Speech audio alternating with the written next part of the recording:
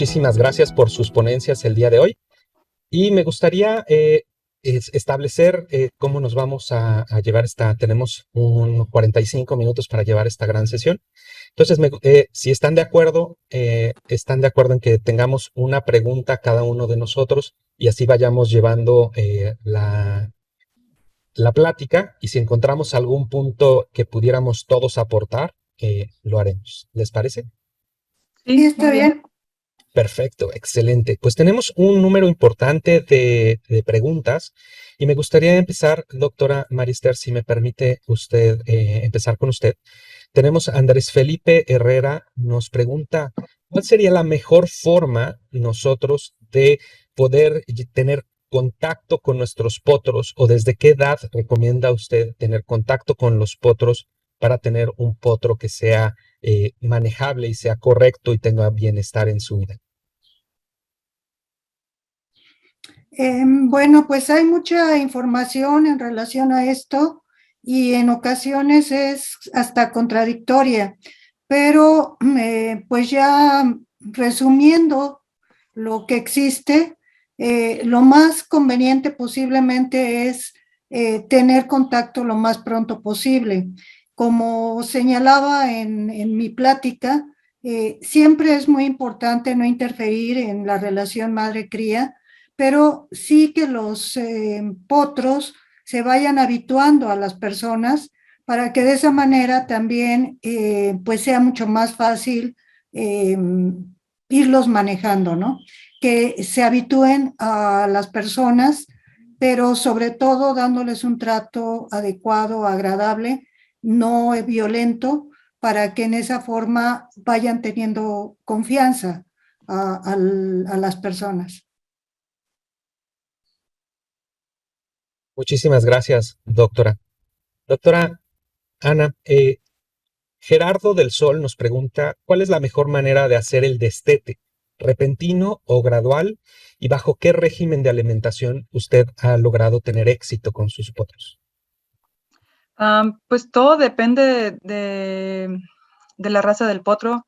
Por ejemplo, cuando estuve trabajando en Campeche con gallos españoles, lo que hacíamos ahí con los potros que destetábamos, los juntábamos a todos y ahí añadíamos a una madrina, ¿no? Que era la maestra de estos potros. Esa es una forma en la que se puede hacer, y como decía también la doctora María Esther, el chiste aquí es evitar el estrés en los potros, ¿no? Porque realmente cuando los separas, y más cuando son solos, yo creo que es cuando sufren un poquito más de estrés estos potritos. En el caso, por ejemplo, en caballos, por ejemplo, cuartos de milla, que normalmente son yeguas o criaderos que no todos son al mismo tiempo. Entonces son potros que se van separando uno por uno, ¿no? O sea, no en conjunto. Entonces, obviamente hay caballos que se separan de un día para otro y sufren estrés, duran 2, 3 días inquietos, caminando, sudan, etcétera.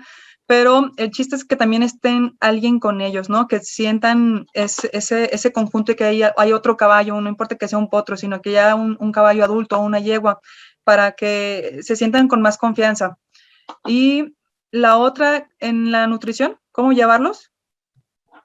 Sí, así es, que durante el proceso de destete, cómo llevar el cambio en nutrición.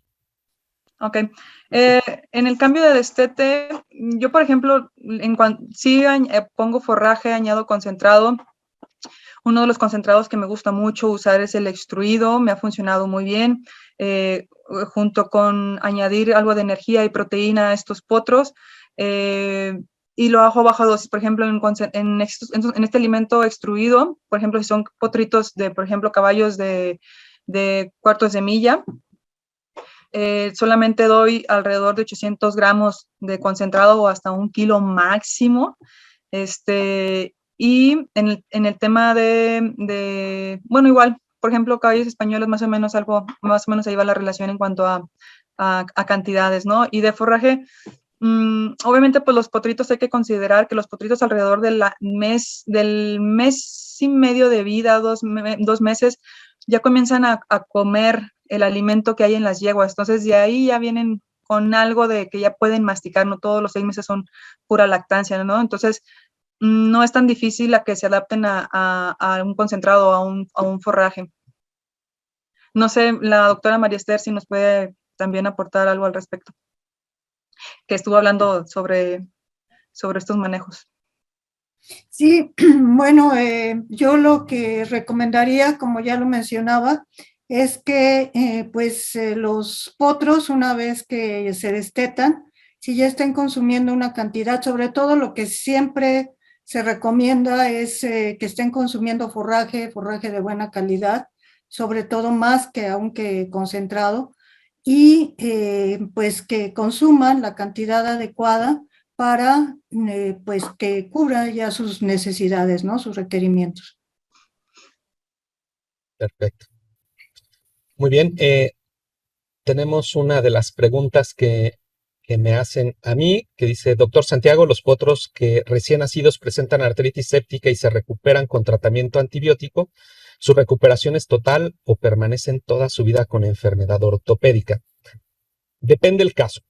¿Por qué? Porque hay potros con artritis sépticas leves, que con un lavado o con tratamiento antibiótico salen adelante, donde si se fijan la forma en que diseñamos el estudio, en el estudio lo que hicimos fue empezar a evaluar a los potros al mes de edad. Y esto fue exactamente para eliminar cualquier factor que pudiera afectar a estos potros. Y todos los potros que nosotros vimos eran potros normales.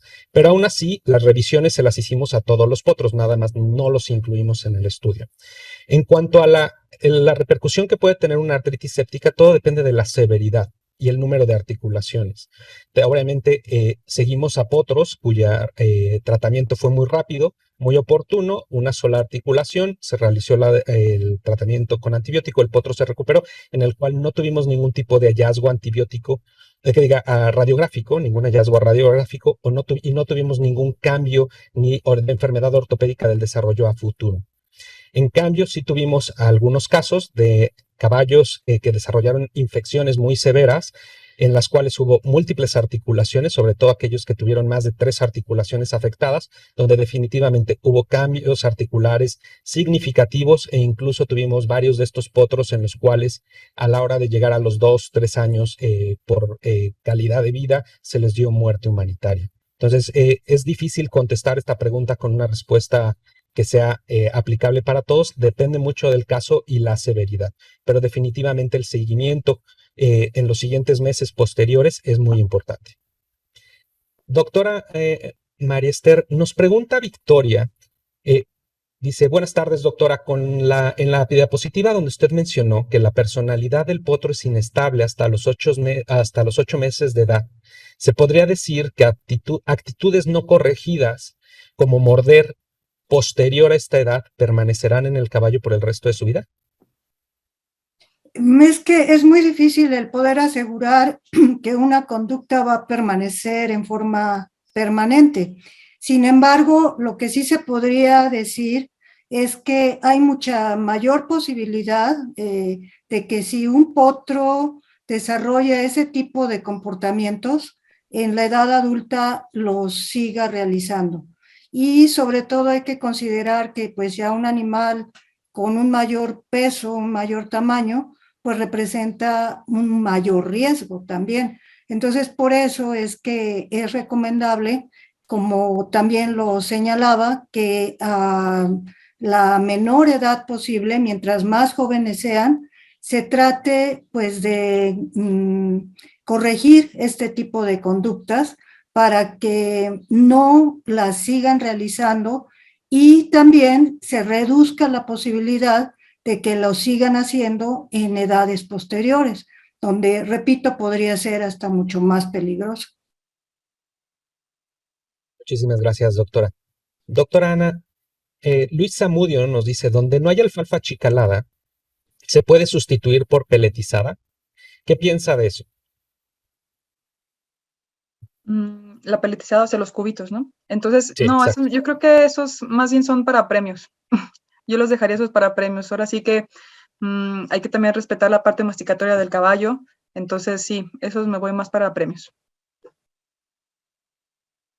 Perfecto.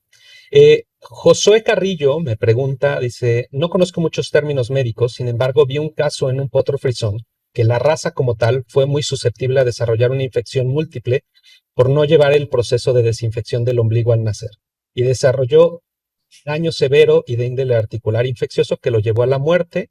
Dice que no ha visto esto en caballos cuartos de milla y españoles y que expresa un caso como el que vi, donde todos los médicos que le revisaron el caso que comentó dijeron que no había solución y es muy raro los que se pueden recuperar según las opiniones médicas. Respecto a esto, es recordarles que, como mencionaba, el caballo frisón es un caballo hermoso. Dios lo bendijo como un ser hermoso, pero lo contrarrestó porque todo lo bueno tiene que estar contrarrestado en esta vida para tener equilibrio con un gran número de enfermedades genéticas del caballo friso. Dentro de ellas, como les mencionaba, era el megaesófago, donde hay un desarrollo anormal de la musculatura, pero otra de ellas es la que tienen problemas inmunológicos. Desafortunadamente, la respuesta inmunológica del caballo frisón es diferente a la de los otros caballos, como nos menciona Josué Carrillo, de los caballos cuartos de milla, y sí son susceptibles al desarrollo de infecciones, por ejemplo, dermatológicas o incluso infecciones durante el periodo natal, que pudieran volverlos mucho más susceptibles a otros padecimientos, como bien nos menciona, artritis séptica y otras condiciones. Entonces, muchas gracias, Josué, por tu pregunta. Doctora Marister, nos hacen una pregunta muy interesante, que es, ¿qué tanto contacto ya es excesivo con los potros? O mientras más contacto se tenga con ellos, mejor.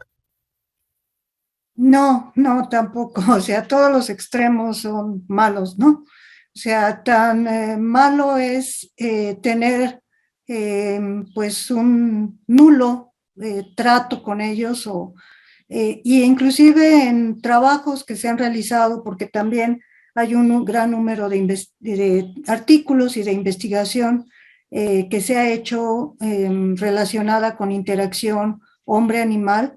En muchas ocasiones también el tener un trato o el estar continuamente manejando a los animales puede tener efectos pues contraproducentes, ¿no? O sea, en lugar de lograr un beneficio, puede ser un efecto negativo.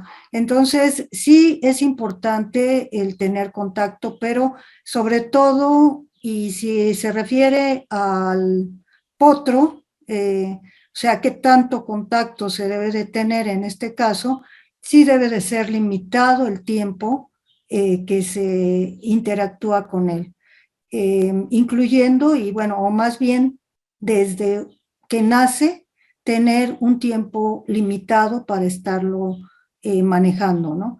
Porque insisto en algo que pues ya he estado también repitiendo varias veces, que es muy importante no interferir con entre la madre y la cría, ¿no? Y entonces el tener un contacto exagerado, posiblemente porque también, bueno, los potros son muy bonitos, ¿no? Recién nacidos y queremos estar con ellos el mayor tiempo posible, pero esto pues definitivamente tampoco sería muy adecuado. Entonces sí es importante limitar el tiempo. Relacionado a esta pregunta, tenemos otra pregunta de Andrea, donde nos pregunta si este contacto, y también lo pregunta Natalia, continuo con las personas puede en un futuro volverse agresivo hacia los compañeros de juego, hacia otros potros. Esa pregunta es para mí también. Sí, también, doctora. Ya. Es seguida de la anterior. Es que Ya, la muy hizo bien. la misma persona. Sí, eh, a ver, no entendí muy bien, que porque se tenga mucho contacto con el animal, después estos se vuelvan agresivos Sí, conducta con otros. redirigida hacia sus congéneres. La verdad no conozco trabajos, por ejemplo, investigaciones que se hayan hecho en este aspecto. No creo que pudiera ser el caso de que el trato o el estar manejando a los animales pudiera volverlos agresivos, o sea, la interacción humano-animal volviera agresivo al potro contra otros potros. No creo que fuera realmente o que pudiera presentarse una situación de ese tipo. Perfecto, muchísimas gracias. Doctora Ana, tenemos una pregunta para usted donde nos preguntan si los alimentos que dice que le funcionan bien son fáciles de conseguir o si no, ¿qué otro tipo de alimentos pudiera recomendar? Pues no sé en dónde te encuentras. Si me puedes decir en qué estado, si estás en México, en qué estado estás, sí te podría decir dónde los puedes conseguir cerca. O si nos puedes dar que están en el Estado de México, Ah, Benjamín. Sí, Benjamín, bueno, ahí está, por ejemplo, la doctora Lili, ahí está, por ejemplo, el doctor Elías, por ahí hay otra persona, pero si gustas, no sé cómo le podemos hacer y te puedo pasar los contactos. Pero sí, sí hay gente en el Estado de México donde los puedes conseguir fácilmente. perfecto. Muchísimas gracias. Y Doctor, también, doctor, nada sí, más, doctora perdón, Marister, es que ahorita, claro, en relación a la pregunta que hicieron, sí quisiera agregar nada más algo que pienso que puede ser importante, claro que sí. que la impronta potro humano, allí sí puede haber problemas. O sea, cuando en este caso, un potro tiene una relación continua y directa por mucho tiempo con una persona, sí podría llegar a causar problemas y sobre todo si se empiezan a desarrollar algunas conductas como por ejemplo morder o, bueno, esta es la que ahorita me viene a la mente, y si no se corrige ese tipo de conductas, porque una relación muy estrecha y donde se empiezan a presentar conductas que no son adecuadas y no se corrigen, sí pueden llegar a presentar hasta un riesgo para la persona. Perfecto. De hecho, muy valioso el comentario, yo lo secundo. De hecho, hemos visto frecuentemente esto con los potros huérfanos que son criados a mano, donde al Ujú. final es un terror de conducta el que tenemos con ellos. Una pregunta que me hace Valeria Carolina, dice, con base en los resultados que hasta ahora han tenido acerca de mayor índice de enfermedad ortopédica del desarrollo en potros más altos a la cruz, podríamos pensar que pudiera pasar con otras razas.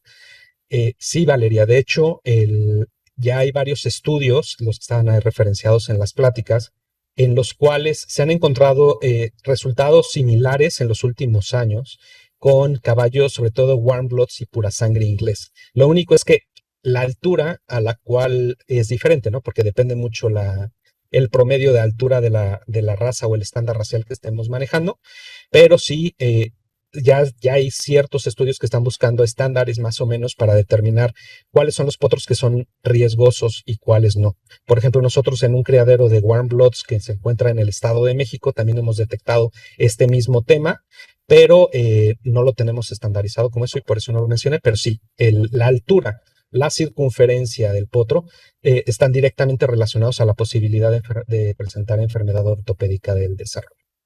Ujú. Doctora Mariester, dentro de las últimas preguntas que tenemos, mencionan tres principales de nuestros escuchas. Si las estereotipias que presentaron los potros, como el morder madera y las otras que nos mencionó, ¿usted ha hecho alguna relación con algún problema de salud en la edad adulta del caballo? Bueno, sí, sí se presentan, o sea, estereotipias relacionadas con enfermedades, sí llegan a presentarse una, posiblemente de las que pues se han estudiado más, es, por ejemplo, el morder madera, como ya lo mencionaba, otra también comer, que bueno, esto se le conoce también como pica, comúnmente, el comer, por ejemplo, mm, arena en lugares donde lo hay o tierra, porque esto pues definitivamente está relacionado con presentación, por ejemplo, de cólicos, ¿no? Entonces, sí, sí, las varias estereotipias pueden finalmente causar enfermedades también, ¿no? O más que, bueno, enfermedades y problemas como lo que acabo de mencionar. Muchísimas gracias, doctora, que muy interesante y muy valioso ese comentario. Doctora Ana Gómez, nos recomienda disminuir la cantidad de concentrado al momento del destete para disminuir la producción de leche? No, no hay, no hay necesidad. El simple hecho de destetar un potro, le podemos ayudar a la yegua nada más con un golpecito de agua en la ubre, 2, 3 días y con eso. No hay necesidad de quitar concentrados. Entonces, también teniendo en referencia eh, en qué condición corporal se encuentra la yegua, ¿no? Qué tal que está muy delgada o muy gorda, etcétera. Entonces son puntos a considerar. Excelente. Muchísimas gracias, doctora. Doctora María Esther, nos hacen una pregunta que es, de acuerdo a su experiencia y el efecto que pudiera tener sobre el bienestar animal, ¿en qué momento usted recomendaría el iniciar a los potros en el uso del almártigo? No, la verdad no tendría yo una respuesta para esa pregunta porque no tengo experiencia en ese sentido. Muchísimas gracias, doctora. Doctora Ana, nos hacen una pregunta, Luis Zamudio, donde nos pregunta si los peletizados, de nuevo lo de los peletizados, los utilizaría como usted para premios, si esto lo tomaría en cuenta para el conteo calórico que nos mencionaba el doctor Mariano en su plática. Ay, creo que me perdí en la plática del doctor Sí. Mariano. O sea, si lo tomarías en cuenta para el conteo de la ración que recibiría el caballo o simplemente sería un extra. No, es un extra. O sea, hay que tomar de referencia, por ejemplo, hemos estado hablando mucho de cuánto alimento concentrado, forraje deben de consumir los caballos. Entonces, un premio va a ser un cubito, 2 o 3 cubitos. O sea, tampoco no lo vas a echar ni 5 kilos ni 10 kilos, ¿me explico? Entonces, va a ser un premio, es un premio. Entonces, no se toma en relación. Y continuando con usted, doctora Ana, ¿qué porcentaje de proteína incluiría en las raciones y qué porcentaje de esta proteína debe aportarla el concentrado? Pues es que en el mercado existen productos concentrados de diferentes porcentajes de proteína. Podemos encontrar de 12, de 13, de 14.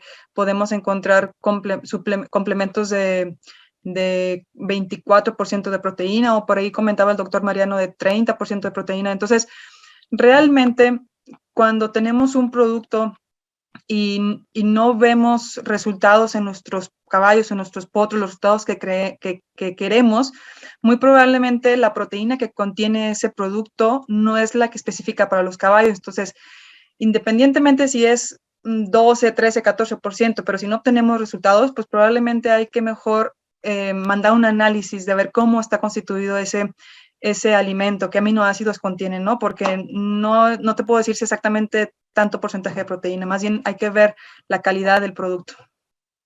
Perfecto. Muchísimas gracias, doctora. Doctora Marister, tengo dos preguntas hiladas una con la otra que nos hace Rigoberto Vázquez, que son, ¿qué principios se deben tomar en cuenta a la hora de evaluar el bienestar en nuestros potros? ¿Cómo podemos nosotros de manera fácil saber el bienestar de nuestros potros? Bueno, básicamente es que hay muchos aspectos que deben de considerarse, no es muy sencillo y precisamente para evaluarlo, inclusive pues hay metodologías ya específicas, ¿no? Algunas de ellas que ya están pues muy bien estructuradas y que son muy aceptadas para, sobre todo en el caso de estudios ya de investigaciones, pero por ejemplo la metodología AWIN, ¿no? Que es específica para caballos y en donde pues se toman en cuenta diferentes aspectos como la condición corporal, el alojamiento de los animales, el estado también en cuanto a enfermedades, presentación de enfermedades, en fin, hay una serie de parámetros que se evalúan y que al evaluar el bienestar pues debe de hacerse esto de una manera general, o sea, considerando los famosos o las famosas 5 libertades, ¿no? en una forma pues global. Y actualmente inclusive hay otro concepto que es pues mucho más actualizado, pero claro, mucho más complejo, es el de One Welfare. Pero bueno, yo me quedaría, por ejemplo, con AWI, ¿no? Que allí pues todos estos aspectos se evalúan y ya posteriormente se puede tener una idea más precisa del bienestar.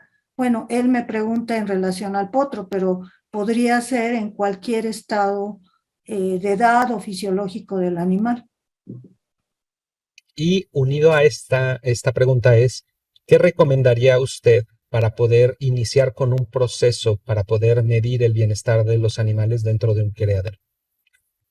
Bueno, yo primero repito e insisto en que haría una evaluación general de también todas las condiciones de, repito, alojamiento, alimentación, la condición corporal del animal, en fin, todo esto que finalmente me va a dar una idea no solamente del animal como tal, porque el animal también está relacionado directamente con el medio en donde se encuentra. Entonces, en mucho, el bienestar del animal va a depender también de las condiciones en las que está alojado, eh, lo que está comiendo, inclusive también otro aspecto muy importante que, por ejemplo, en este curso que fue muy interesante, en esta serie de conferencias que se habló sobre alimentación, pero un aspecto que también pocas veces se considera y que creo que es muy importante en general y bueno, aún hablando de alimentación y sobre todo también considerándolo dentro del bienestar animal, es el agua. Entonces, también que los animales tengan una fuente adecuada, no solamente el estar consumiendo un alimento adecuado, que le proporcione pues la cantidad de energía, de proteína, específicamente como lo decía la doctora anteriormente, la doctora Ana, de aminoácidos, porque no únicamente son proteínas, sino también aminoácidos, sobre todo en esta etapa que es muy importante para que tengan un desarrollo adecuado, sino que también, por ejemplo, considerar la calidad, la cantidad de agua que está consumiendo. Y pues otra cosa también muy importante, relación hombre-animal, ¿no? O sea, en qué condiciones están manejando los animales. Pero todo esto, repito, hay protocolos específicos que lo consideran y que para tener una pues visión global y más adecuada, más precisa, se tienen que considerar todos estos aspectos para conocer el bienestar del animal. Muchísimas gracias. Creo que fue una respuesta sumamente comprensiva y creo que mucha gente de los que nos escuchan van a estar contactando a la doctora a través del correo electrónico que nos compartió. Doctora Ana, dos preguntas. La primera es, ¿qué alimentación recomiendas en yeguas recién paridas que quizás han tenido problemas en la producción de leche? Hay uno que maneja Grupo Nutec, se maneja Galope Reproductora, es un alimento extruido y eso es el que yo recomiendo mucho. También es importante ver durante la gestación si esta yegua tuvo energía y proteína extra, que de eso también influye. Al momento de parir las yeguas, hay que ver si realmente no produce leche, si no le está bajando la leche o si es muy poca. Entonces, si es muy poca, obviamente lo primero que sale es el calostro. Entonces, ahí lo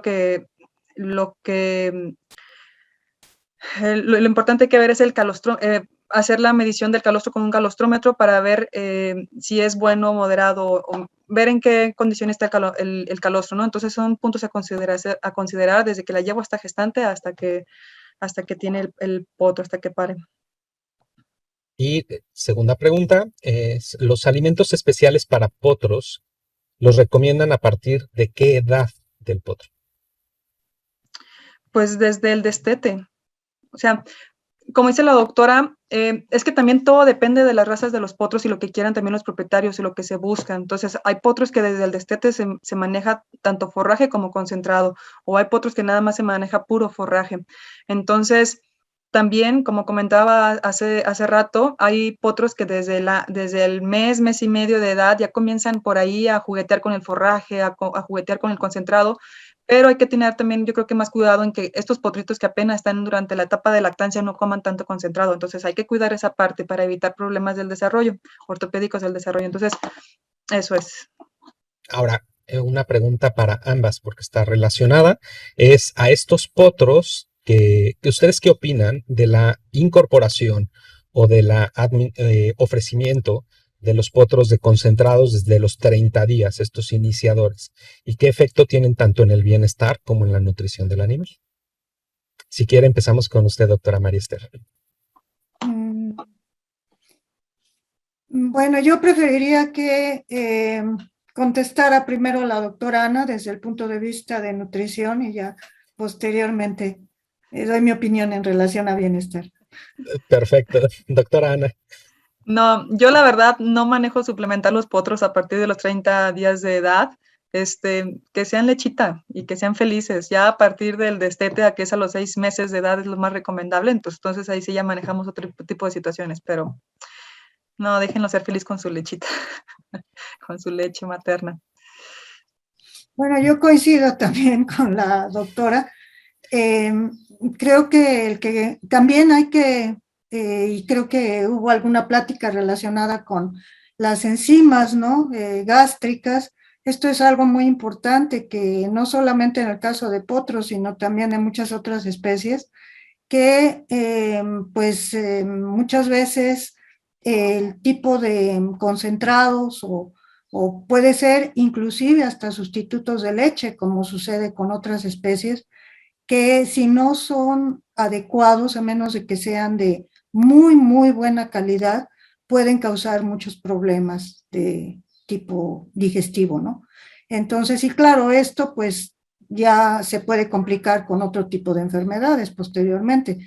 Pero sí digo que coincido con la doctora porque pues poco a poco va a ir el potro y sobre todo al ser animales herbívoros, pues lo que va a empezar a tratar de consumir, aunque tampoco tiene completamente desarrollado el aparato digestivo para consumir cantidades grandes de forraje, como sucedería con etapas posteriores, pero poco a poco va a ir consumiendo forraje, ¿no? Entonces, creo que lo más cercano a la alimentación que tendría un caballo que se encuentre en vida libre, en este caso sería lo más deseable.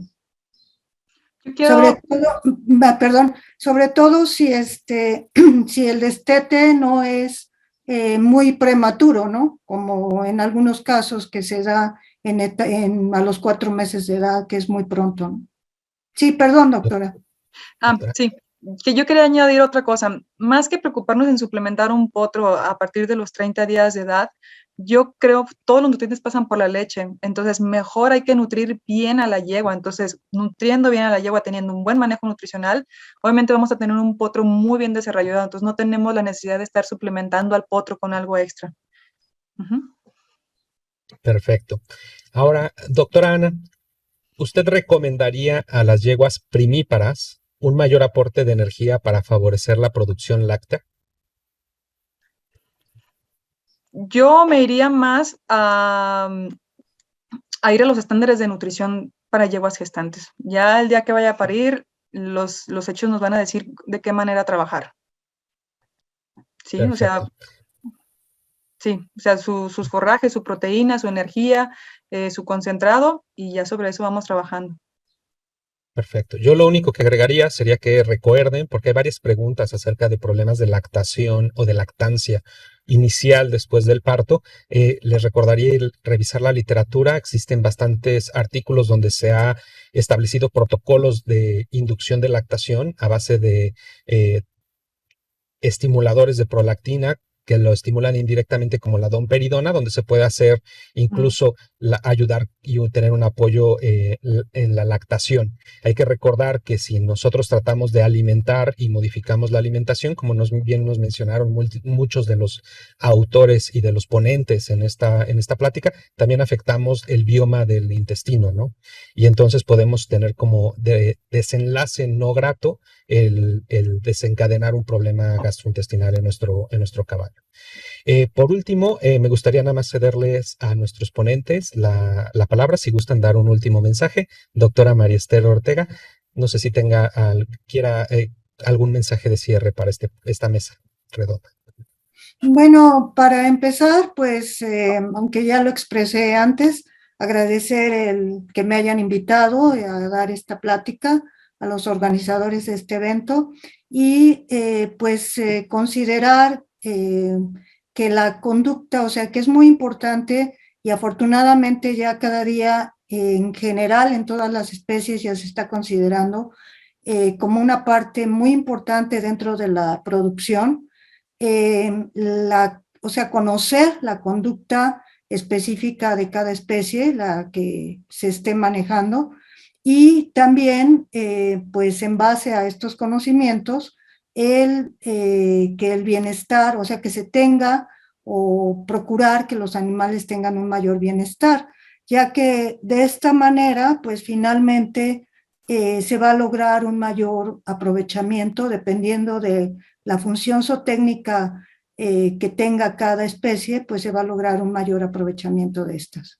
Gracias, pues gracias a usted como moderador y pues nuevamente a los organizadores. Muchísimas gracias. Doctora Ana Cecilia. Pues agradecer al comité organizador de este 5º ciclo de conferencias de nutrición y alimentación equina por la invitación, por permitirme año con año estar con todos ustedes. Me enriquece mucho estar con todos ustedes, conocer nuevas personas y conocer puntos de vista diferentes, ¿no? Todos en diferentes lugares, países, entonces eso es muy enriquecedor para mí. Muchísimas gracias por permitirme estar aquí con todos ustedes. Muchas gracias también el día de hoy por estar con la doctora María Esther.